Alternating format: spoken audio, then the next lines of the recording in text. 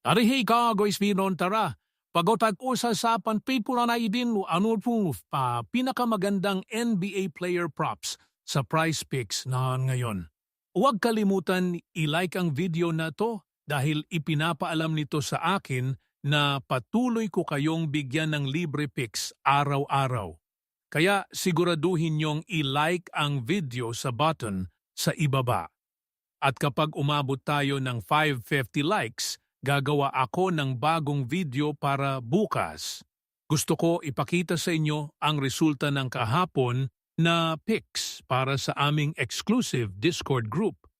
At tulad ng nakikita nyo, talagang nakuha namin ng tama ang 22 picks na sobrang galing talaga. Marami sa inyo ang nagko-comment na gusto makita kung ilan ang mali namin. Kaya ipapakita ko sa video ngayon. Isa lang ang mali namin, 22 ang tama, na 98% win rate. Oo guys, narinig nyo yon ng tama. 98% win rate. Kaya sobrang init ng streak namin, pero kung gusto nyong magkaroon ng 98% win rate at manalo ng 22 picks tulad ko, manalo ng mas maraming bets at makatanggap ng pinakamagandang picks mula sa pinakamahuhusay na bettors sa buong mundo sa halagang mas mura pa sa isang tasang kape, pwede niyong i-access ang exclusive Discord at makilala ang pinakamagagaling na sports bettors sa pamamagitan ng pagsali sa aking Patreon na dapat nakalink sa ibaba sa description. Kapag sumali kayo, makakakuha kayo ng buong access sa Discord at makakapanalo na kayo ng mas maraming bets ngayon din. Kaya siguraduhing sumali sa aking Patreon gamit ang link sa description. At narito ang isa sa aming miyembro na kakasali lang at nanalo siya ng $350 kahapon. Isa pang miyembro na nanalo ng $806 sa ikalimang araw na sunod mula nang sumali sa Discord ko. Kaya guys, kung gusto nyong manalo ng malaking pera tulad ng mga miyembro namin, may link sa description. Pumunta at sumali sa Patreon para ma-access ang Discord group at patuloy akong mag-a-upload araw-araw sa channel na to ng pinakamagandang bets at props. Kaya siguraduhin mag-subscribe para hindi kayo makaligtas sa aking daily uploads. Mabilis na shoutout kina Carl Stew 12 na nagsabi na let's go. Shoutout din kay Anthony Zio Wallace na nagsabi na good luck to all. Kaya shoutout sa kanila. At kung gusto nyong manalo ng shoutout sa susunod na video, ang kailangan nyo lang gawin ay mag-comment sa ibaba sa video na to at i-like ito at pwede kayong mapili para sa shoutout sa susunod. Sige, diretso na tayo sa unang pick. At pagdating sa mga picks na to, hindi ko sinasabi na ilagay nyo lahat sa parlay at umasa na lang. Pumili kayo ng mga gusto nyo at yung pinakabagay sa inyo. Kaya ang unang picker na pag-uusapan natin ay si Igor Demen at ito ay para sa 13.5 points and rebounds at ito talaga ay para sa more. Ngayon, tingnan natin si Igor. Nakita nating pumunta siya sa over sa 3 sa huling 5 laro. Ngayon, ito ay kawili-wiling tingnan. Hindi lang yon, pero alam din natin noong January 22nd laban sa New York Knicks. Nakuha niya ang 7 points and rebounds doon. January 24th laban sa Boston Celtics, nakuha niya ang 10 points and rebounds sa laban na yon. January 26th laban sa LA Clippers, nakuha niya ang 14 na points and rebounds. Pagkatapos noong January 28th, laban sa Phoenix, nakuha niya ang 20 points and rebounds at pagkatapos ay 35 points and rebounds laban sa Utah Jazz noong January 31st, kaya sobrang kawili-wili tingnan. Halatang gumawa siya ng magandang trabaho lalo na kamakailan. At may malaking laro din siya laban sa Utah Jazz. Ang average niya sa huling 5 ay 17.2. Kaya tiyak na naniniwala akong dapat bantayan yon, pero ang average niya sa huling 5 ay sobrang nasa over. Ngayon, ang Brooklyn Nets ay may magandang matchup laban sa Detroit Pistons. Kaya magiging magandang laro yon. Tingnan natin kung saan nakaupo ang dalawang teams na to. Simula sa Brooklyn Nets. Ang Brooklyn Nets ay nasa ika-30s na pwesto SPS, Eastern Conference. At hindi lang yon, sila ay may 30 sa panalo at 34 talo. Yon ay 27.7% win percentage. Kaya talagang maganda ang ginawa nila roon. 6 sa 17 sa bahay, 7-17 sings, 17 sa labas, at kasalukuyang nasa 1-game win streak. Kaya sobrang kawili-wili tingnan dahil medyo nahirapan ang Brooklyn Nets pero nakakalaban sila ng Detroit Pistons na nasa unang pwesto sa Eastern Conference. Meron silang 35 panalo at 12 talo. Yon ay 74.5% win percentage ron, 18-5 sa bahay at 16-7 sa labas at kasalukuyang nasa 1-game win streak. Ngayon, tingnan natin ang Detroit Pistons at kung saan sila nakarank sa depensa. Simula sa points allowed, nakikita natin na ang Detroit Pistons ay nasa magandang pwesto dahil nasa ika-4 sila, nagpapahintulot lang ng 110 and 4 points bawat laro. Kaya maganda talaga ang ginawa nila roon sa pagpigil ng points. At dagdag pa, pagdating sa rebounds allowed, ang Detroit Pistons ay nasa ika-4 din. Nagpapahintulot lang ng 41.4 rebounds bawat laro. Kaya kapag tiningnan mo yon, kawili-wili dahil talagang maganda ang rank ng Detroit Pistons. Bakit natin gusto ang over sa sitwasyon na to? Ito ay dahil sa ilang dahilan. Una, kapag tiningnan natin sa per position, may kaunting ibang kwento dahil si Igor ay isang guard. At talagang nahihirapan ang Detroit Pistons laban sa guard position. Kaya inaasahan nating makakakuha si Igor ng advantage at pupunta sa overrun.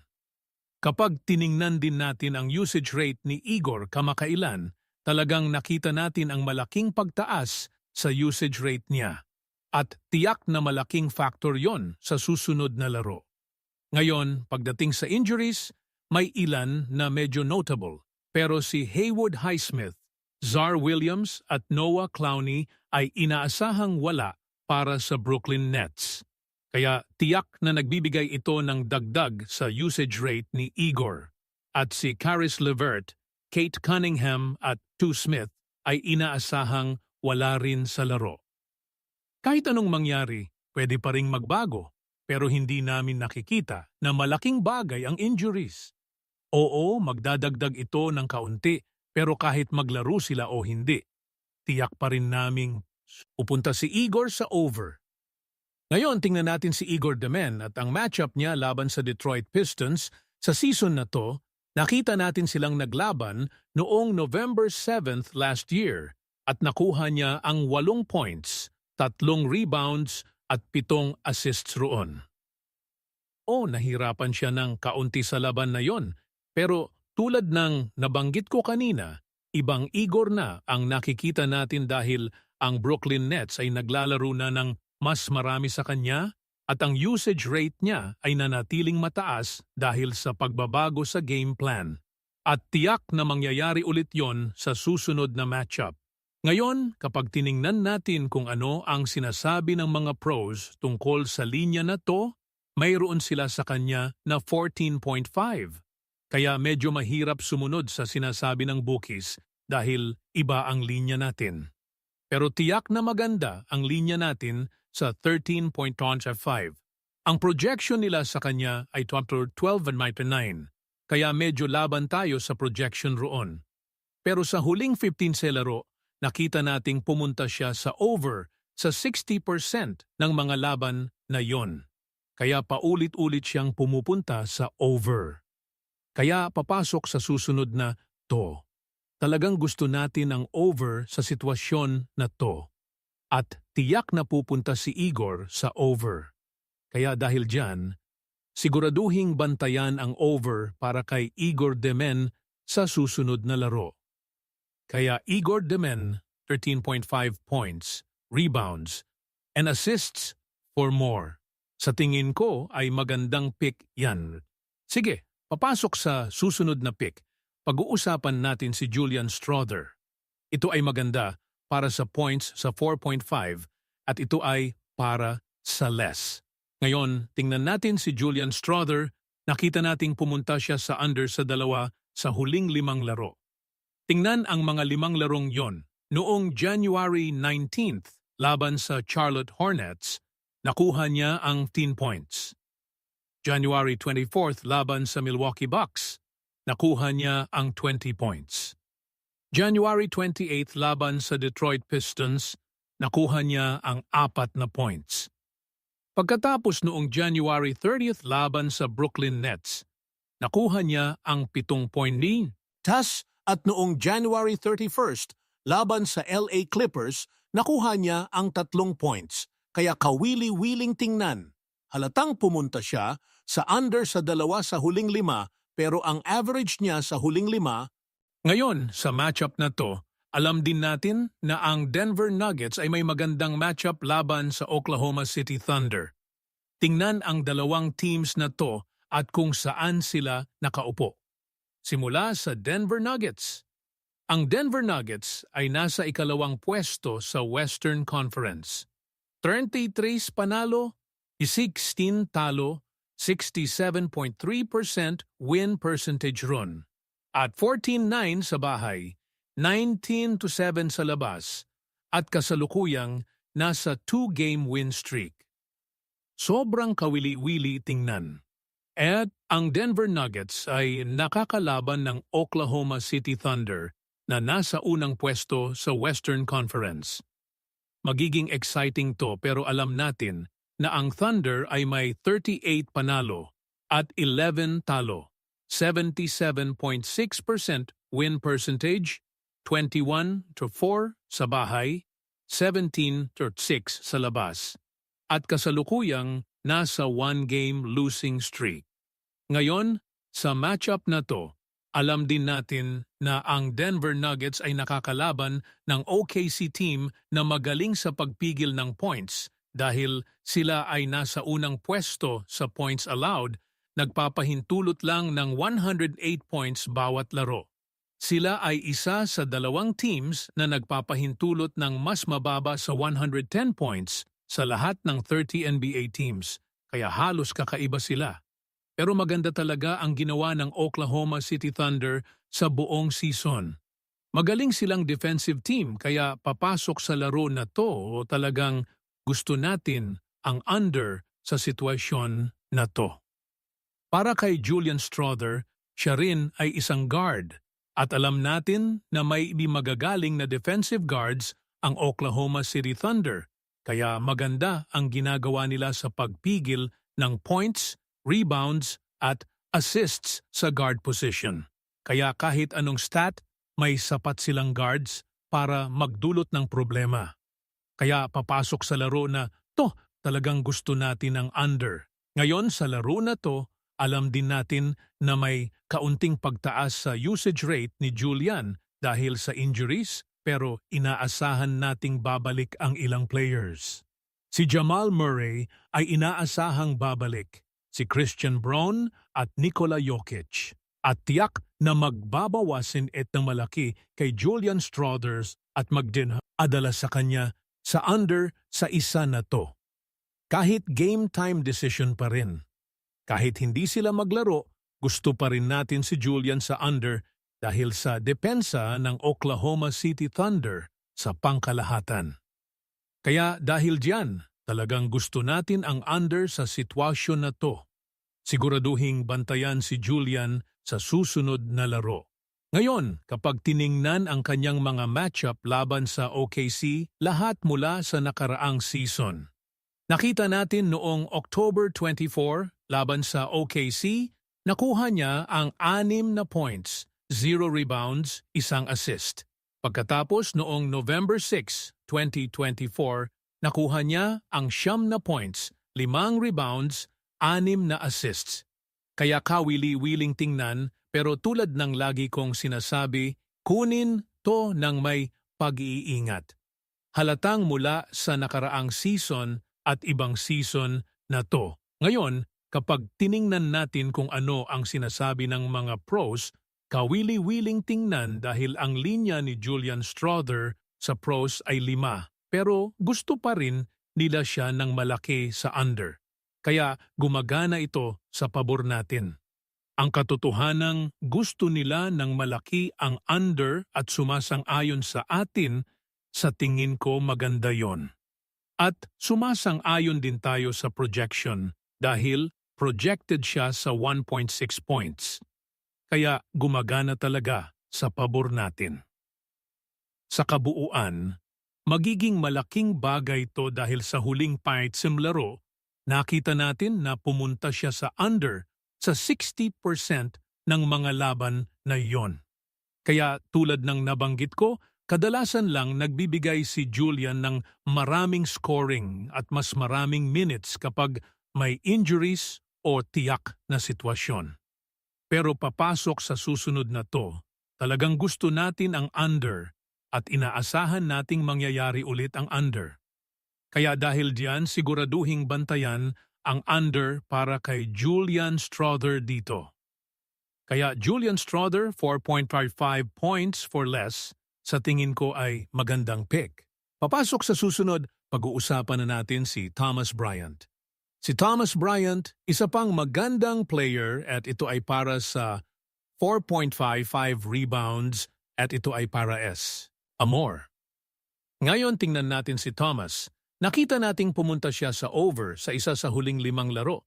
Tingnan ang 5 larong yon noong January 15th laban sa Philadelphia 76ers. Nakuha niya ang isang rebound. January 20th laban sa Oklahoma City Thunder. Nakuha niya ang 0 rebounds. January 25th laban sa Orlando. Nakuha niya ang 3 rebounds.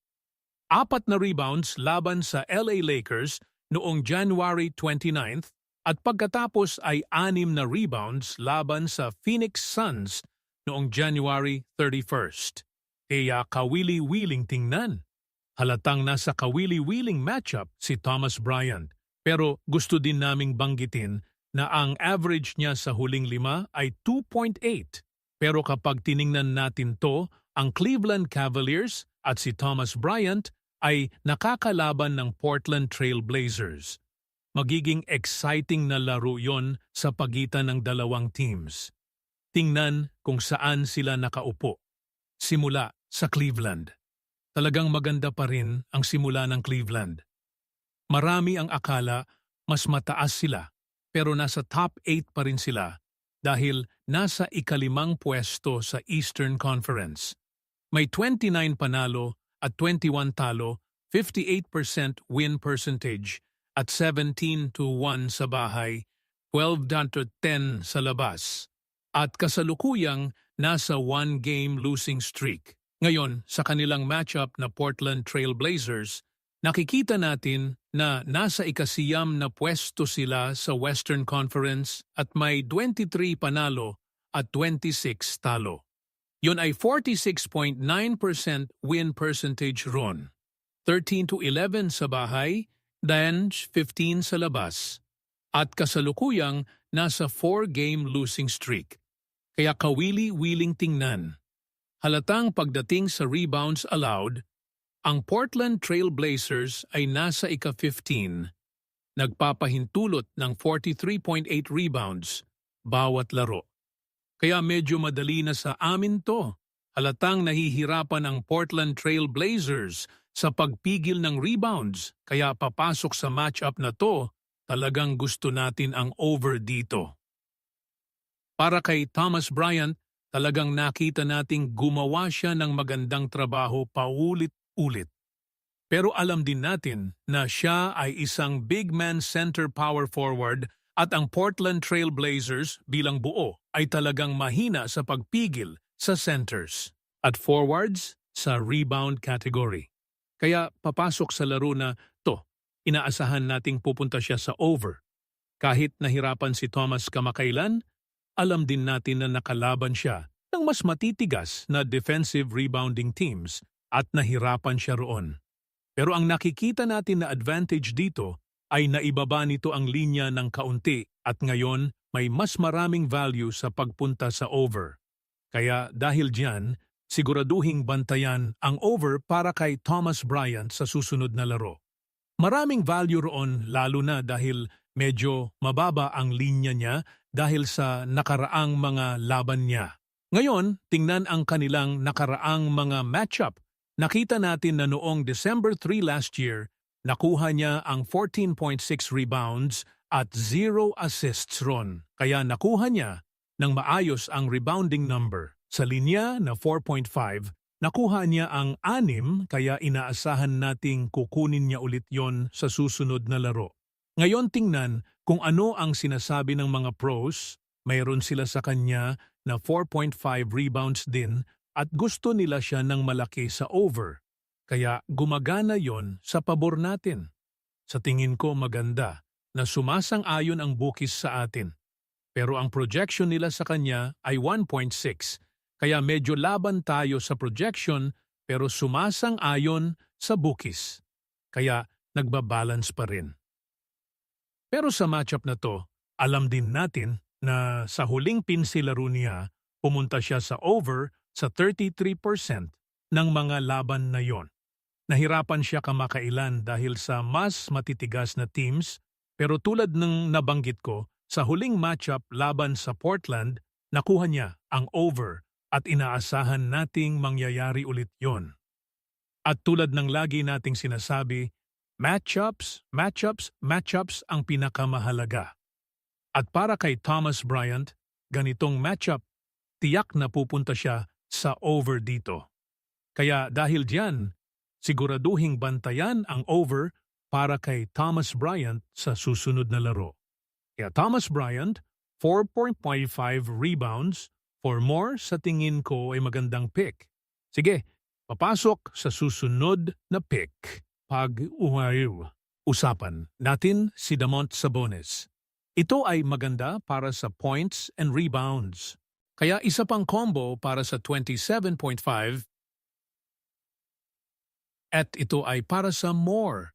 Ngayon tingnan natin si Sabonis. Nakita nating pumunta siya sa over sa isa sa huling 5 laro. Tingnan ang 5 larong yon noong January 21 laban sa Miami. Nakuha niya ang 16 points and rebounds. Pagkatapos nakuha niya ang 40 points and rebounds laban sa Cleveland Cavaliers noong January 24th. January 26th laban sa Detroit. Nakuha niya ang 19 points and rebounds. Pagkatapos 23 points and rebounds laban sa New York Knicks noong January 28th. At noong January 30th laban sa Philly, nakuha niya ang 21 points and rebounds. Kaya sobrang kawili-wiling tingnan. Halatang gumawa siya ng magandang trabaho paulit-ulit. Pero alam din natin sa huling 5 laro, nahirapan siyang kunin ang linya na to at ang average niya sa huling 5 ay 23.88. Ngayon tingnan ang matchup. Ang Sacramento Kings ay nakakalaban ng Washington Wizards. Magiging exciting na matchup sa pagitan ng dalawang teams pero tingnan kung saan sila nakaupo. Simula sa Sacramento. Ang Sacramento ay nasa ika-15 na pwesto sa Western Conference at may 12 panalo at 38 talo. May 24% win percentage roon. Sila ay 9-16 sa bahay, 3-22 sa labas at kasalukuyang nasa 8-game losing streak. Kaya medyo mahirap para sa Sacramento Kings kamakailan. Umaasa silang mababago nila. Pero sa ngayon, nahihirapan sila ng kaunti. Pero kapag tiningnan ang matchup nila laban sa Washington, ang Wizards ay nasa Eastern Conference at sila rin ay mahinang team dahil nasa ika-14 na pwesto sa Eastern Conference at may 12 panalo at 35 talo.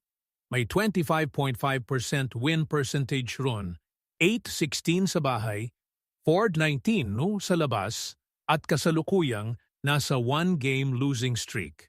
Ngayon tingnan ang Washington Wizards. Pagdating sa points, Sila ay nasa ika-29, nagpapahintulot ng 122.7 points bawat laro. Kaya marami silang pinapayagang points.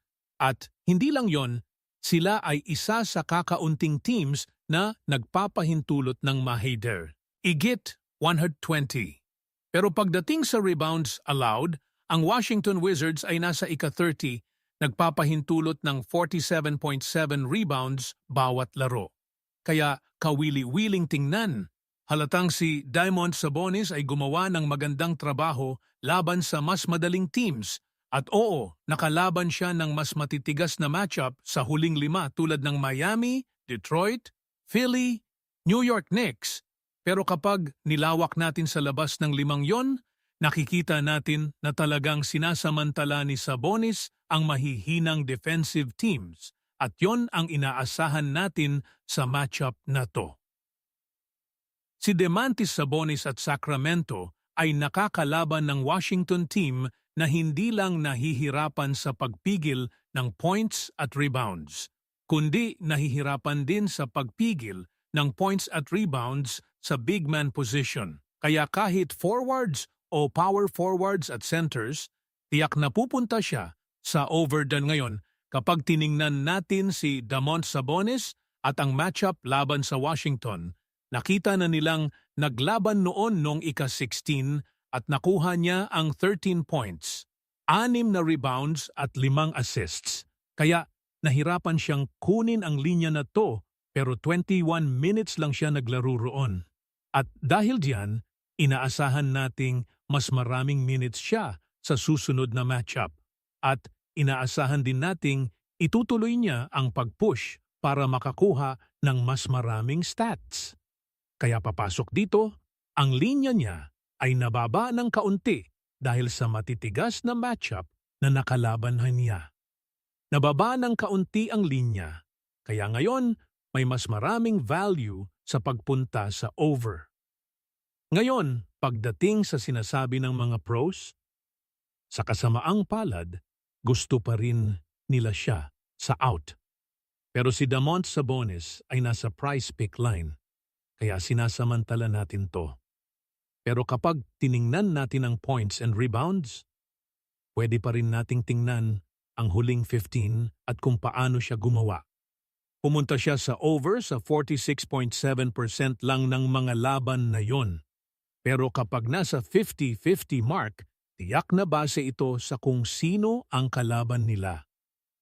Ang ilang laro non-median. A-under ay laban sa matitigas na teams tulad ng Miami, Detroit, New York Knicks, Philly, at ang ilang laro na over ay laban sa Chicago, Milwaukee, Denver na madali para kay Sabonis. Nabanggit natin na sa huling matchup nila, pumunta siya sa under pero tiyak na magbabago yon ngayon. Tulad ng nabanggit natin, ang linya niya ay 27.5 pero dahil sa huling matchup at kamakailang mga laban, nababa ng sobra ang linya kaya ngayon may mas maraming value sa over. Kaya mananatili tayo sa over. Kapag tiningnan din natin ang Wizards at Sacramento Kings, pareho silang mabilis na teams. At papasok sa matchup na to, inaasahan nating maraming pace sa laro na to. At dahil dyan, tulad ng lagi nating sinasabi, mas maraming pace ay mas maraming volume. At mas maraming volume ay mas maraming pagkakataon para makapuntos at makahakot ng rebounds. Kaya dahil diyan siguraduhing bantayan si Damon Sabonis sa susunod na laro. Kaya Damon Sabonis, 27.5 points and rebounds for more sa tingin ko ay maganda.